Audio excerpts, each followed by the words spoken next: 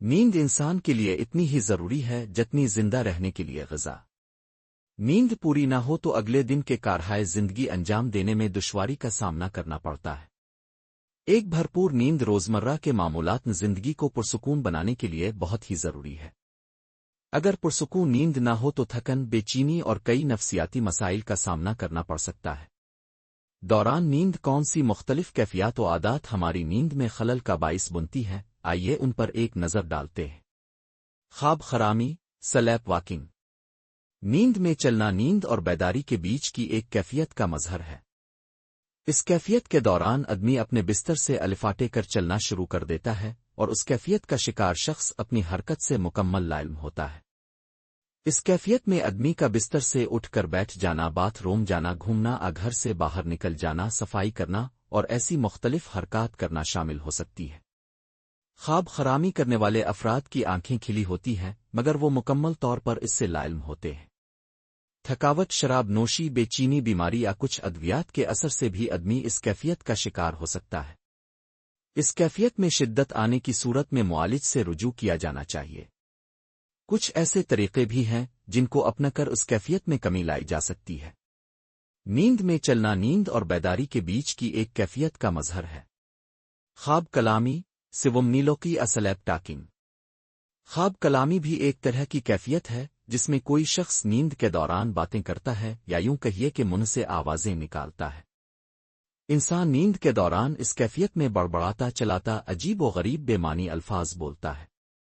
وہ آوازیں بے مان بھی ہو سکتی ہیں اور دن بھر میں ہونے والے حالات کے بارے میں بھڑاس نکالنا بھی۔ نفسیاتی مسائل، شراب نوشی، کم خوابی، ذہنی دباؤ وغیرہ بھی خواب کلامی کا باعث ہو سکتے ہیں۔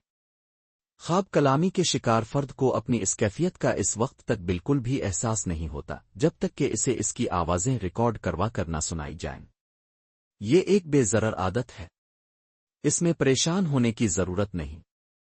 اکثر خواب خرامی یا ڈراؤنا خواب سے متاثرہ افراد بھی اس کا شکار ہو سکتے ہیں۔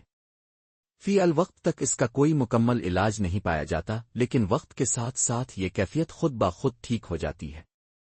روزانہ کی نیند کا شیڈول بنانے، شراب نوشی سے پرہیز، اسٹریس دباؤ سے بچنے اور رات کے وقت بھاری بھرکم کھانا کھانے سے گریز کرنے سے بھی اس عادت سے چھٹکارا پایا جا سکتا ہے۔ اگر یہ کیفیت شدت اختیار کر جائے تو کسی اچھے معالج سے رجوع کر لینا چاہیے۔ ہائپنک جرک، نیند میں جھٹکا۔ نیند کے دوران اگر کسی شخص کو اچانک جھٹکا لگتا ہے تو اس کیفیت کا نام ہائپنک جرک ہے۔ اس کیفیت میں انسان کو ایسا بھی محسوس ہو سکتا ہے کہ جیسے وہ کسی اونچی جگہ سے گر رہا ہو۔ یہ کیفیت اکثر نیند کے آغاز میں یا کچی نیند میں طاری ہوتی ہے۔ جب ہم سوتے ہیں تو ہمارے جسم کے پٹھے سکون کی حالت میں آتے ہیں اور اچانک مسلز کے کھچاؤ، کونٹریکشن کی وجہ سے جھٹکا محسوس ہوتا ہے اور ہم بیدار ہو جاتے ہیں۔ زیادہ تر تھکاوٹ، سٹریس کی وجہ سے نیند میں جھٹکا محسوس ہوتا ہے اور یہ ایک نارمل مظہر ہے۔ نارکولی پسی، خوابی دورے۔ اس کیفیت کے شکار افراد کو کہیں بھی کسی بھی وقت نیند آنے لگتی ہے۔ یہ نیند کے جھٹکے اتنے شدید ہوتے ہیں کہ آدمی اچانک سے سو جاتا ہے۔ یہ نیند کے جھٹکے چند سیکنڈ سے کئی منٹوں پر مشتمل ہو سکتے ہیں۔ اس کیفیت کے شکار افراد کے لیے ڈرائیونگ یا مشینری وغیرہ کے کام خطرناک ثابت ہو سکتے ہیں۔ اس بیماری کی وجوہات مکمل طور پر واضح نہیں ہو سکیں، لیکن ماہرین کا خیال ہے کہ یہ جینیاتی مرض ہے۔ ہارمونل تبدیلیاں، سٹریس، اب نارمل نیند وغیرہ بھی اس مرض کا باعث بنتی ہیں۔ اس مرض کی شدت کی صورت میں ڈاکٹر سے رجوع کر لینا چاہیے۔ Slip paralysis.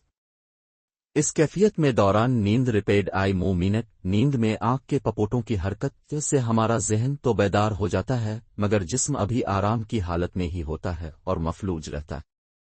اس کیفیت کا سامنا کر رہے انسان کو خوفناک شکلیں دبوچتی نظر آتی ہیں۔ اس کے علاوہ ڈراؤنے خواب آتے ہیں اور ہلوسینیشنز بھی ہو سکتی۔ مزید ویڈیوز کے لیے چینل سبسکرائب کریں۔